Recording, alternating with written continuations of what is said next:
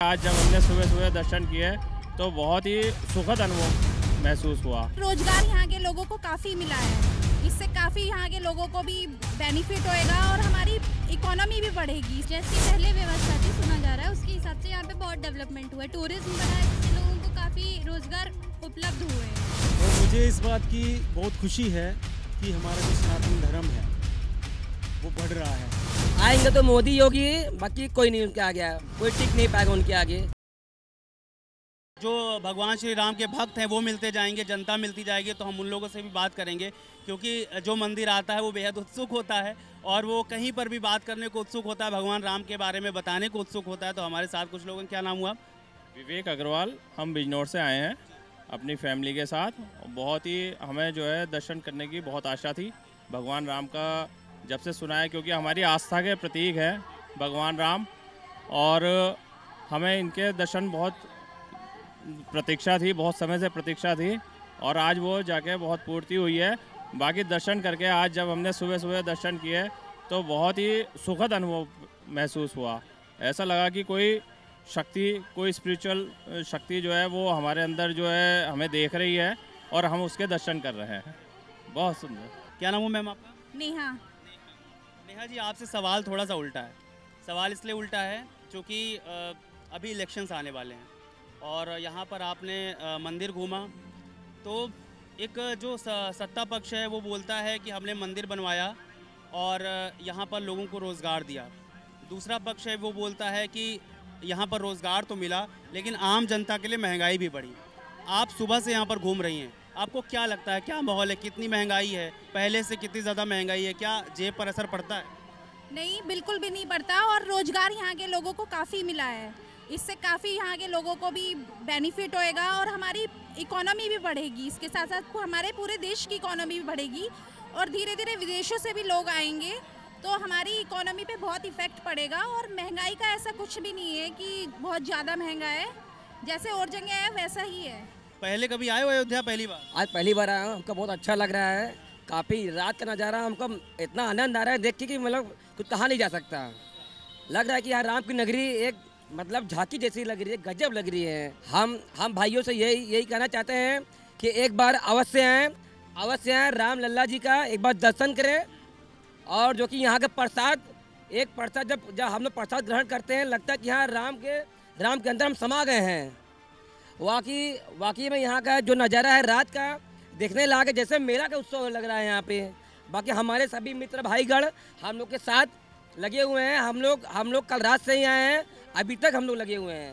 एक महत्वपूर्ण बात करनी है। बात यह है कि यहाँ पे आए हैं आप, तो हम लोग बात कर रहे हैं इस वजह से क्योंकि चुनाव आने वाले हैं, है ना? और जब चुनाव आने वाले हैं तो थोड़ा सा महंगाई, बेरोज़गारी को लेकर के बात करें अगर, कि पहले की तुलना में महंगाई कितनी बड़ी। यहाँ पर जब आए हो तो चीज़ें महंगी लग रही है कि सब ठीक है, नॉर्मल, सब सस्ता है? नहीं, काफ़ी तो सब ठीक ठाक लग रही है, कोई ऐसी महंगाई चीज़ नहीं है। और जहाँ पे रही बात चुनाव की, आएंगे तो मोदी योगी, बाकी कोई नहीं उनके आगे, कोई टिक नहीं पाएगा उनके आगे। ये तो मतलब ओके हो गया। जो राम को लाए हम उनको लाएंगे। क्या नाम हुआ?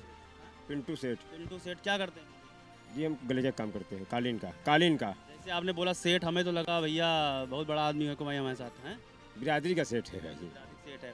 तो सेठ साहब ये बताओ कि यहाँ पर आए हैं आप, कब से आ रहे हैं अयोध्या? हम दूसरी बार आए हैं। इससे पहले कब आए थे? ये करीब साल भर पहले। तब तो भगवान राम का मंदिर प्राण प्रतिष्ठा हुई नहीं थी, तब क्या माहौल था और तब से अब क्या बदल गया? अब तो पूरा नक्शा ही बदल गया है तब से। अब लोग नक्शा बदल, जैसे कोई भी, जैसे लोग कहते हैं महंगाई, आप पूछे हैं ना, तो महंगाई जो चोर है उसके लिए महंगाई है, जो सही है उसके लिए महंगाई नहीं है।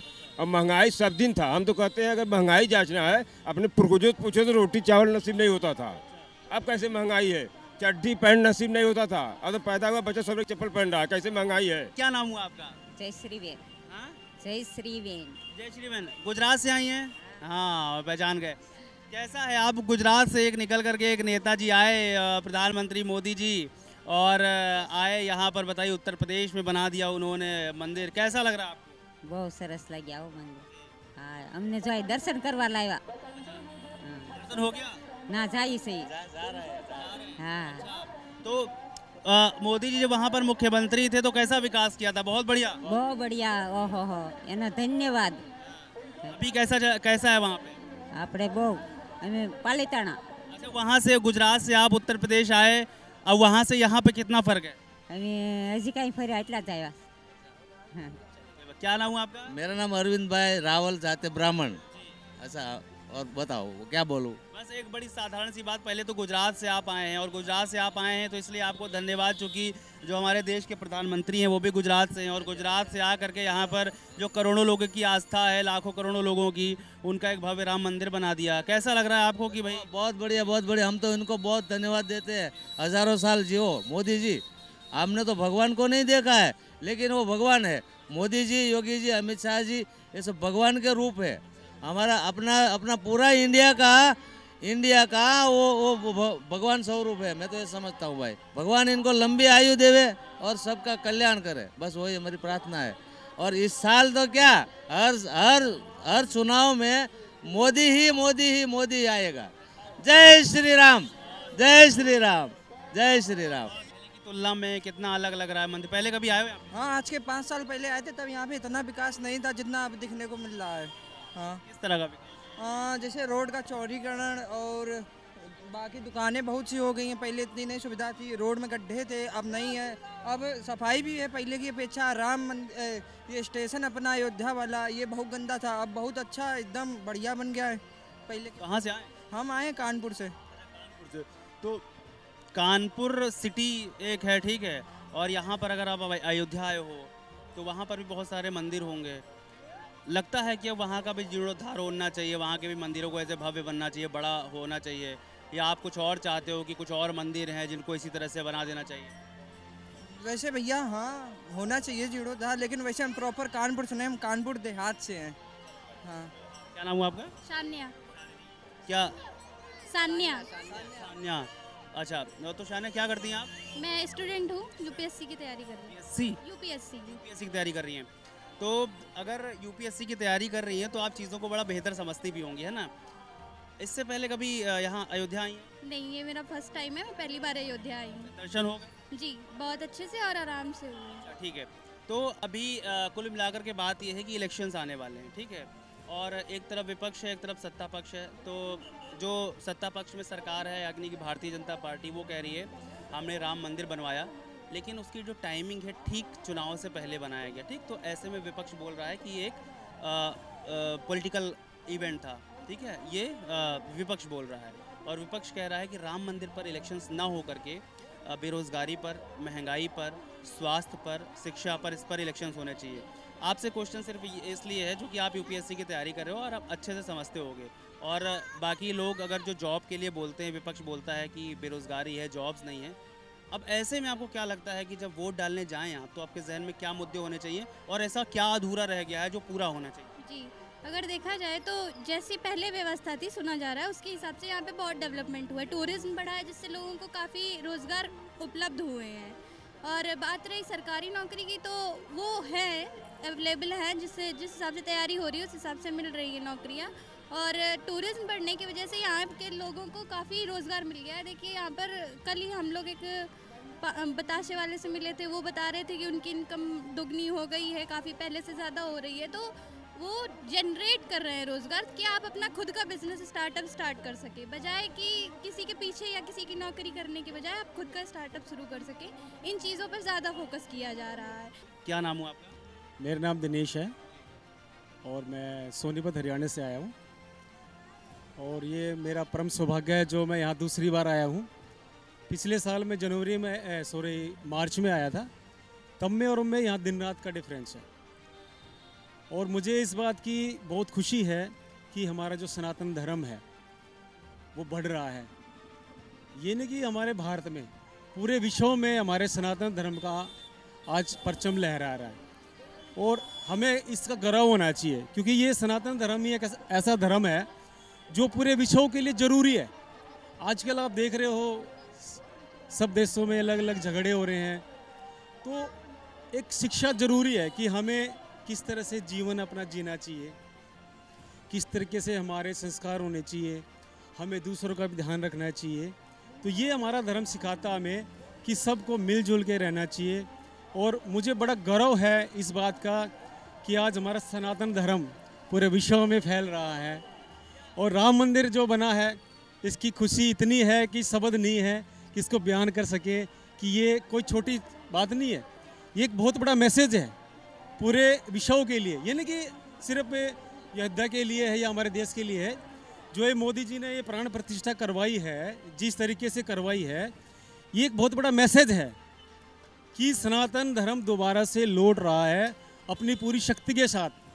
जो इसका मान सम्मान होना चाहिए था वो हमारी मोदी सरकार और योगी सरकार ने पूरे तन मन धन से इसको स्वीकारा है और उसके लिए पूरी मेहनत भी की है। क्या नाम हुआ मैम आपका?